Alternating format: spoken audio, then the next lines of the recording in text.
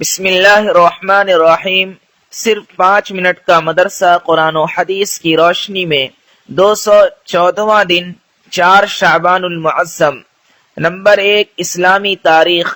حضرت امیر معاویہ رضی اللہ عنہ کی پیدائش اور اسلام۔ حضرت امیر معاویہ رضی اللہ عنہ بعثت نبوی سے 5 سال پہلے عرب کے مشہور خاندان قریش میں پیدا ہوئے۔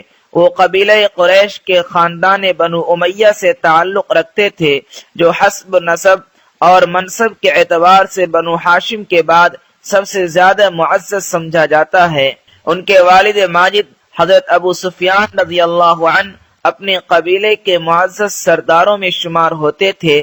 حضرت امیر معاویہ رضی اللہ عنہ کے اندر بچپن ہی سے عزم و حوصلے کے آثار ظاہر تھے۔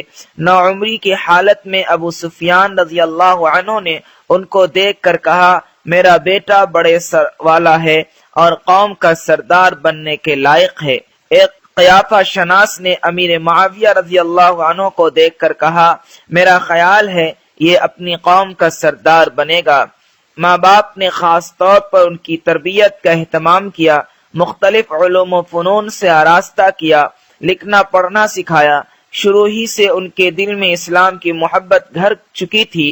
اس کی بڑی دلیل یہ ہے کہ وہ بدر، احد، خندق اور غزوہ حدیبیہ میں جوان ہونے کے باوجود کفار کی جانب سے شریک نہیں ہوئے۔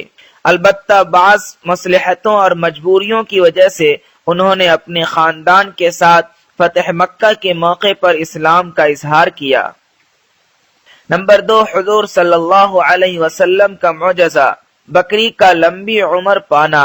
حضرت ام معبد فرماتی ہیں کہ میری وہ بکری جس پر رسول اللہ صلی اللہ علیہ وسلم نے اپنا مبارک ہاتھ پھیر کر دودھ دوہا تھا، اس نے بہت لمبی عمر پائی۔ چنانچہ وہ حضرت عمر رضی اللہ عنہ کے زمانے خلافت تک زندہ رہی۔ حالانکہ بکری عام طور پہ اتنی لمبی مدت تک زندہ نہیں رہتی ہے، بلا شبہ یہ آپ کا معجزہ ہی ہے۔ نمبر 3، ایک فرض کے بارے میں، اولاد کی وراثت میں ماں باپ کا حصہ۔ قرآن میں اللہ تعالیٰ فرماتا ہے، ماں باپ میں سے ہر ایک کے لیے میت کے چھوڑے ہوئے مال میں سے چھٹا حصہ ہے، اگر میت کے لیے کوئی اولاد ہو۔ فائدہ، اگر کسی کا انتقال ہو جائے اور اس کے ورثہ میں ماں باپ اور اولاد ہیں تو ماں باپ میں سے ہر ایک کو الگ الگ چھٹا حصہ دینا فرض ہے۔ نمبر 4، ایک سنت کے بارے میں، مشکلات اور پریشانیوں کے وقت کی دعا۔ رسول اللہ صلی اللہ علیہ وسلم نے فرمایا، جو مسلمان بندہ کسی مشکل معاملہ میں ان کلمات کے ذریعے اللہ تعالیٰ سے دعا کرے گا تو اللہ تعالیٰ اس کی دعا قبول کرے گا۔ وہ دعا یہ ہے، لا الہ الا انت سبحانک انی کنت من الظالمین۔ نمبر 5، ایک اہم عمل کی فضیلت، کثرت سے استغفار پڑھنا۔ رسول اللہ صلی اللہ علیہ وسلم نے فرمایا، جو شخص یہ چاہے کہ قیامت کے دن اس کا نام اعمال اس کو خوش کر دے تو اسے چاہیے کہ وہ زیادہ سے زیادہ استغفار کرے۔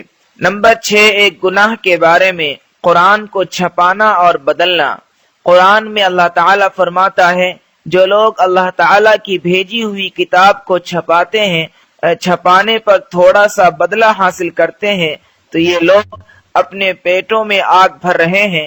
قیامت کے دن اللہ تعالیٰ نہ ان سے کلام کرے گا اور نہ ان کو پاک کرے گا اور ان کو دردناک عذاب دے گا۔ نمبر 7، دنیا کے بارے میں، دنیا کی چیزیں۔ قرآن میں اللہ تعالیٰ فرماتا ہے، تم لوگوں کو جو کچھ دیا گیا ہے وہ صرف دنیاوی زندگی میں استعمال کی چیزیں ہیں، اور جو کچھ اجر و ثواب اللہ کے پاس ہے وہ اس دنیا سے کہیں بہتر اور باقی رہنے والا ہے۔ وہ ان لوگوں کے لیے ہے جو ایمان لائے اور اپنے رب پر بھروسہ رکھتے ہیں۔ نمبر 8، آخرت کے بارے میں، جنت کی نہریں۔ رسول اللہ صلی اللہ علیہ وسلم نے فرمایا، جنت میں ایک نہر پانی کی، ایک شہد کی، ایک دودھ کی اور ایک شراب کی ہوگی۔ فائدہ، جنت کی شراب میں نہ نشہ ہوگا اور نہ اس میں بدبو ہوگی، بلکہ بڑی خوشبودار اور لذیذ ہوگی۔ نمبر 9، طب نبوی سے علاج، مہندی سے علاج۔ رسول اللہ صلی اللہ علیہ وسلم کو جب بھی کوئی کانٹا چبھا یا زخم ہوا تو آپ صلی اللہ علیہ وسلم نے اس پر مہندی لگائی۔ فائدہ: مہندی جراثیم کو ختم کرتی ہے، جلن اور سوجن کو دور کرتی ہے، نیز اس میں دوسرے بھی بہت سے فوائد ہیں۔ نمبر 10، نبی صلی اللہ علیہ وسلم کی نصیحت۔ رسول اللہ صلی اللہ علیہ وسلم نے فرمایا، جو آدمی تمہارے پاس کوئی چیز بطور امانت رکھے تو طلب کرنے پر اس کی امانت واپس کر دو، اور جو آدمی تمہارے ساتھ خیانت کرے تو تم بھی اس کی طرح خیانت